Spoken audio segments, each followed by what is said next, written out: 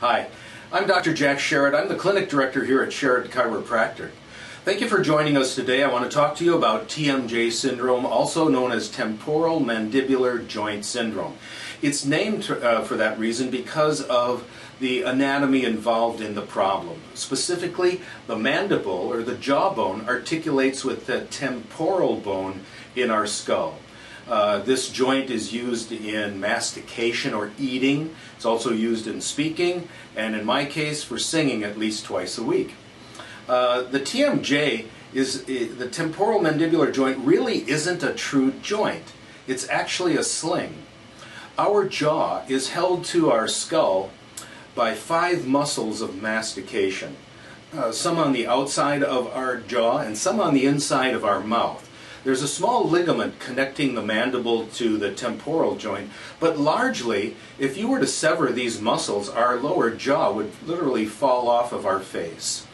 The proper movement of our jaw when we talk or when we eat is like a sling. It actually, when it opens, our jaw drops down slightly and then it arcs forward like this. When a person has TMJ syndrome, it's typically marked physically by an offset in that rhythm or in that normal biomechanics.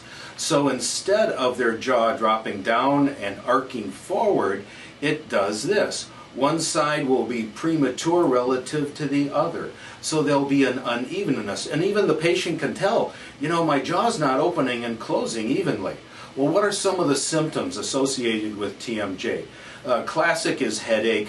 The other is very tight and sore jaw pain. It might be even blurred vision, ringing in the ears, but it's often characterized by point and painful tenderness of the temporalis muscles and the masseter muscles in the jaw on the outside, and a headache is really, really classic.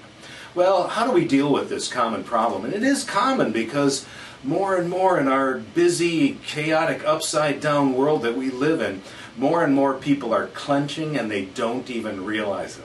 They're clenching their jaws, they're tightening this up, and they're throwing off the balance of the TMJ so that it's doing this instead of this. Our approach to handling this is threefold. First of all, we make sure that nerve interference is absent from C1 and C2. The muscles of mastication are controlled by nerves coming from the upper part of the cervical spine or the neck. We make sure that those nerves are not encumbered by misalignments or biomechanical interference from the spine. So chiropractic adjustments are pretty basic and approach to handling. In addition, we will release and balance the muscles of mastication, and there's 5 on each side. We will do this through either manual stimulation or possibly ultrasound from the outside of their body. In addition, I'm a big fan of wearing a night guard, and this one can be molded by your dentist, or we have one here in the office, actually a photocopy of one that's sold commercially for a very affordable price. You don't need to suffer with jaw pain and headaches with TMJ. See your chiropractor. For more information about temporal mandibular joint syndrome, visit us at www.sherrittchiropractic.com. Thanks for joining me.